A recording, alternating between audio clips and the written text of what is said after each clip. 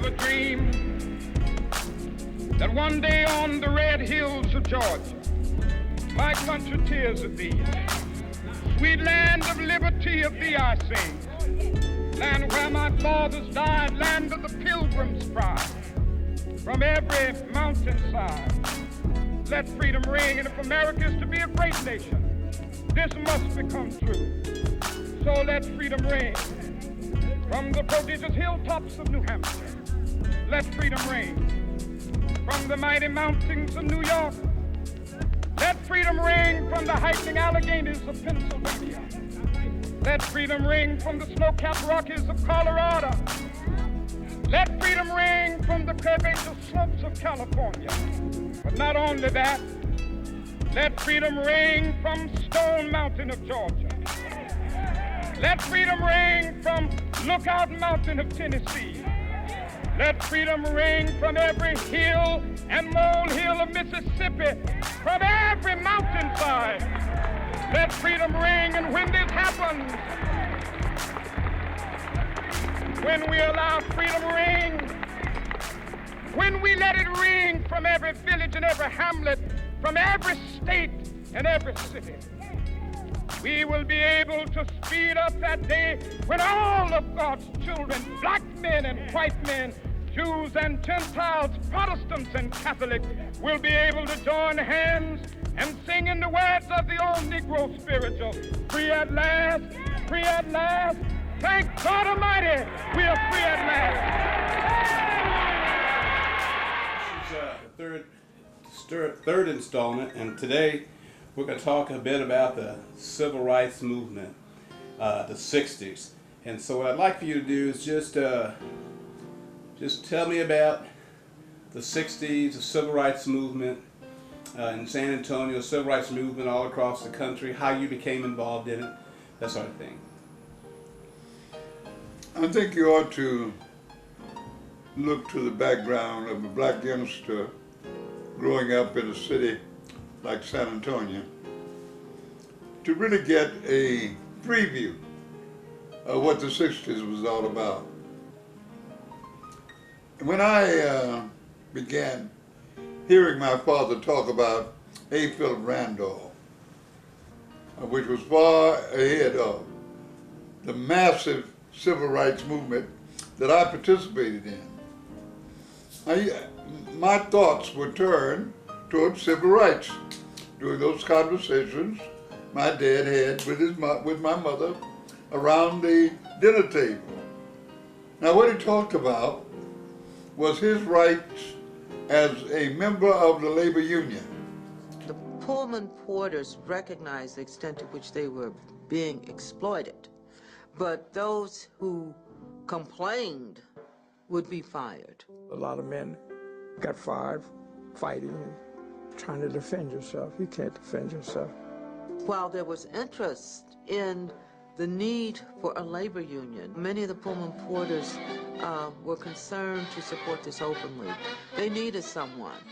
This low salary, the long hours, the idea that if they broke any one of the hundreds of George Pullman's rules in his rule book, that they could be fired, this led them repeatedly to try to unionize. The porters were so discouraged, they went to a man who had never been a Pullman porter and decided to hire him to run their union.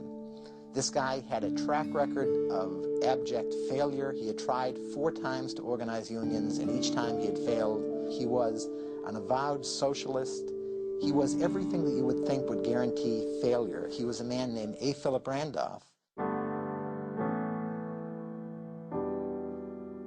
He spent 12 long years battling to organize a union. He watched his top lieutenants be fired. They tried bribery, intimidation, and this guy, nobody quite understood how persistent he was and how much the porters had faith in him. The fear that captured our family, knowing that our dad was a member of the movement that was labor movement of the Pullman porters, and we knew also that he could get fired for that. He could get fired for participating in it. And yet my dad participated in it, and we all supported him in that idea. So you didn't just join the civil rights movement. You were born into the civil rights movement. Everybody that you considered a hero was a civil rights mover. He was a person involved in trying to change the political, social, educational position of black people in this country. So I grew up with the idea, no matter what I would be doing, I wanted to be in something that was going to change the environment in which I had to live. Even as a teenager, I hated the fact that I had to go in the back of the Empire Theater and the back of the Majestic Theater. Could not go into any restaurant downtown. Could not take many of the jobs in the downtown. No person served me as a person in Josca's store. No blacks were clerks in those stores. And as a result of that, I grew up with a kind of hostility toward my environment and toward what it was producing and the limitations that it placed on me. Places I could not go and things I could not do. So when the 60s came, I was already the pastor of Mount Zion. I already had a feeling regarding what was being done. My effort as a president of the Baptist Ministers Union gave me an opportunity to speak from that platform. It just was a wonderful thing for me to be the president of the Baptist Ministers Union.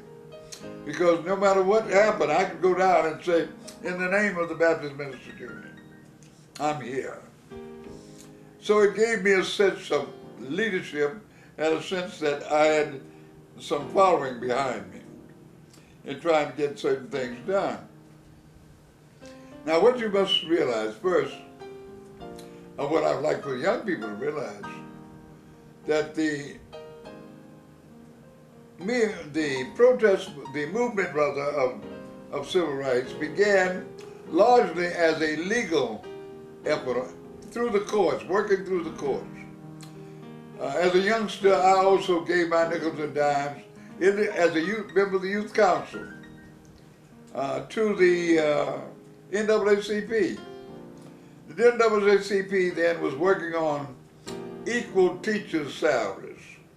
There was a time that the teachers did not get the same salary of white teachers. Black teachers did not get the same salary as white teachers, and therefore we had to enter a fight to equalize teachers' salaries. In addition to the matter of equalizing teachers' salaries, you had many inequities in the community. For example, I remember when the area in which black people lived, you didn't have fire plugs to protect your personal property. And so an argument that we would have with the city is that they ought to put fire plugs. So if we had a fire in our home, and there would be a fire plug that would be adjacent to our homes that would allow some protection for our homes. But, so those were minor issues as we see those issues now, but they were major issues then. We moved from that point, and one of the things that Martin Luther King brought, he moved from seeking civil rights through the courts to seeking the moral commitment of this nation through protest. He moved from the action of the courts to the action of the streets. We entered the streets in Martin Luther King's leadership. Before that time, we largely address the issues, our issues through the courts. But I think if you look back on history, you recognize that that was a slow move.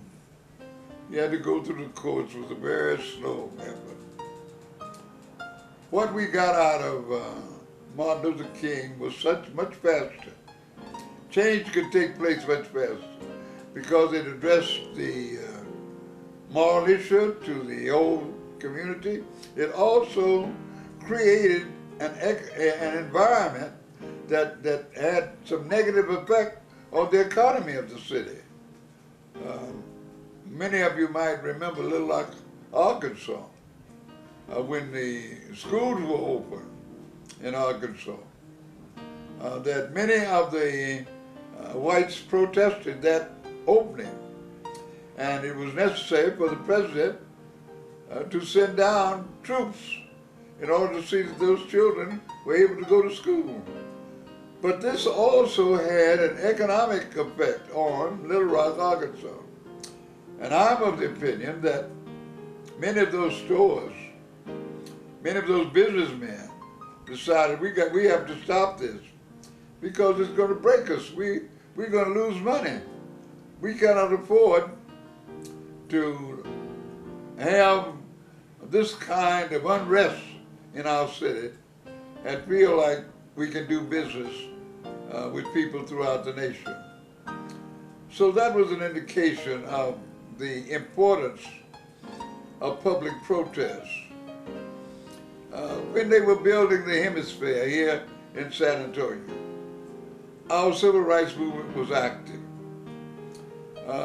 We set out to at least give the impression that we were ready to burn down the hemisphere because they were burning down places all over the country. Detroit was burning, and Los Angeles was burning, and Dayton, Ohio was burning. They were just burning everywhere. So that did not move it out of the realm that San Antonio could do some burning as well. And here we had launched the hemisphere.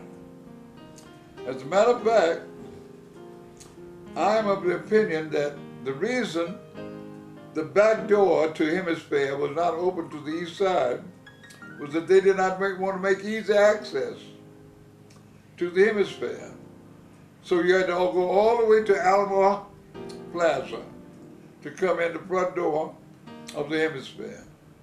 It made it easier to control the rebels and those who were prepared to burn that hemisphere down. There was a resentment of the hemisphere largely because of the neglect that had taken place in the black community. There were people who felt, and this was a general sentiment in the community, that you're going to build a hemisphere and you've done absolutely nothing for the improvement of the black community. And we are interested in the improvement of the black community, and therefore we feel that your disregard for the black community merited our burning down something, the hemisphere. You're talking about the burning of the hemisphere. Yes, well, I wanted to make this point, that there were many aspects of the civil rights movement.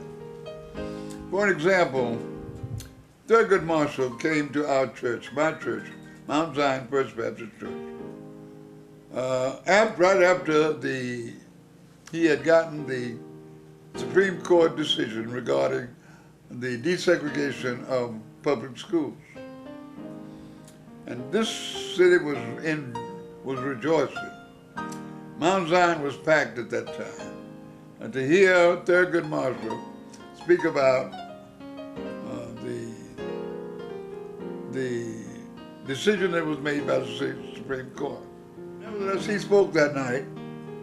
And what he did that night was a very helpful thing. He warned us that this was not the climax. See, many of us were rejoicing and said, wow, we are now in the public schools, it's desegregated, everything is going to fall in line. He said, no, this is just the beginning. In addition to that, most of us realized that later on, because every year we had to go to the school board to see to it that this whole matter of civil rights in the school was implemented, because they took their time. As you remember, the court set a measure of time that was left entirely to the school board as to how soon this would be done. Reasonable time was designed by the courts for them to integrate the schools. So we would go every year to the school board at the beginning of the year to find out what's going to be what we're going to do about the integration. So I mentioned this primarily to let you know that this whole matter of gathering freedom, or being able to achieve free experiences, is not a one-time deal. It's a process. And black people, young black people now must recognize that it is a process. The freedoms that you once had can be taken away from you. We are faced with some of that problem even now. What freedoms are in jeopardy? And we must always be aware that freedom is something you have to work on all the time, all the time. In addition to that, you've got to recognize the economic nature of freedom, because many people who have money can go to places where the lack of money will not allow you to go. So I'm suggesting that we be alert to the issues of freedom. Now, the idea that when this community became integrated, that blacks would then rush in to all of those areas where they had been restricted, that did not happen. People don't move rapidly into areas where they've been forbidden for years and years and years. I can remember when the first began to integrate the dining cars on the railroad. Many individuals who rode the railroad were reluctant to go to the dining room, the dining car, because they'd never been there before. They didn't know how they were going to be met, even though the law was on that side. They didn't want to be embarrassed. Many restaurants in the downtown area were never used, even though they knew they had the right to use it. It took time even to embrace freedom. I'm saying this not because they were fearful, because in some instances, during the height of the vacation and the height of the civil rights movement, black people went into areas that they wouldn't dare to go into, even after they opened. It was not just simply a matter of not going because they were fearful, but not going because they wanted to be sure their manners were right, that their conduct was right, that they knew where they were going and how to act when they got there. So people were reluctant to break down a number of the barriers when they first, but gradually, little by little, more and more, it began to break down. People began to go places. People began to challenge groups that were still trying to maintain segregation. They began to challenge them one by one. One by one. They would go in many instances where the people were not ready to receive them, although the law permitted them to go. They'd go and then have to confront the individuals when they entered there with the recognition that the law was on their side. The law was on their side. So civil rights movement was a fine one. Now, As the leader of the Baptist Ministers Union, we became interested out of the news that we received about what Martin Luther King was doing.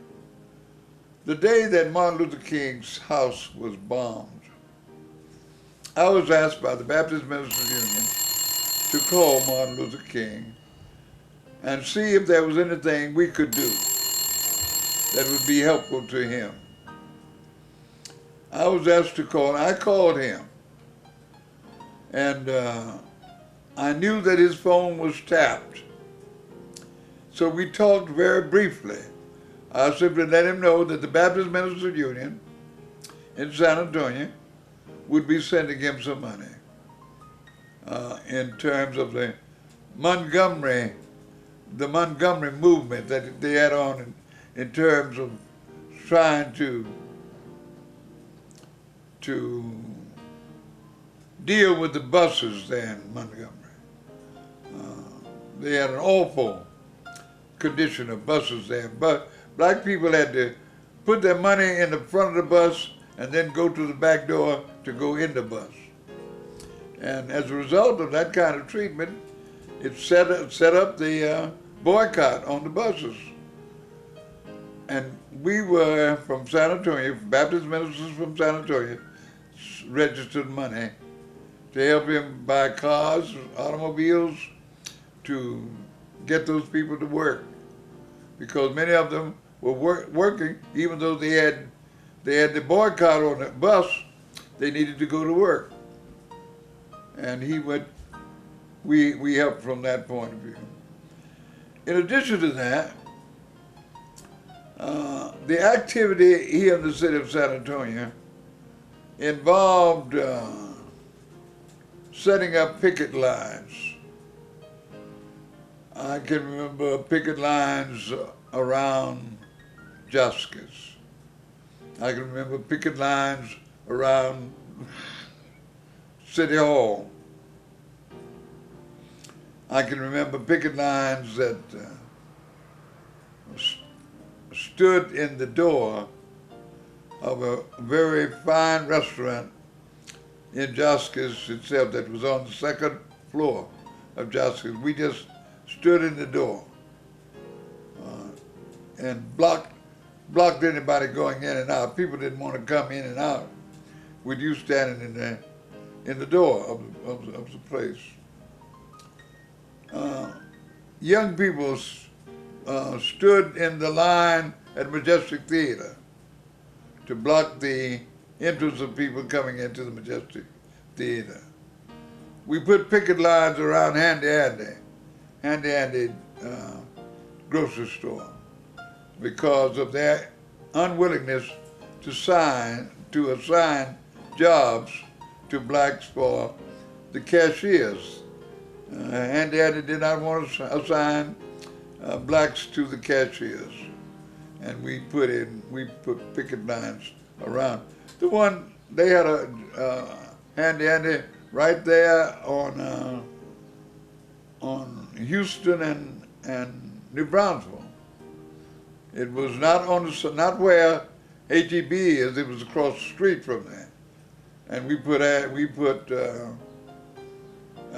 picket lines in front of them. These activities stirred up a great deal of concern because this community had not been accustomed to seeing blacks put up picket lines and stand indoors and block ways. I can remember once we had a picket line around City Hall, and when we looked up, by the time we had gotten our picket line going, there was 5 or 6 police cars coming up around City Hall, wanting to see what we were doing. Attracted a lot of attention, all of these activities brought attention to what we were trying to do. We were the person just ahead of the death of of Kennedy. Kennedy came to San Antonio to go out to Kelly Field. We met Kennedy at the airport with signs letting him know that Kelly Field was a place of segregation and inequities for blacks. And we held up signs. And of course, the next day, he went to Dallas and was killed in Dallas. But we had seen him here in San Antonio the day before that. And we tried to make known the conditions of San Antonio and the manner in which blacks were being treated at Kelly Field and at Lackland.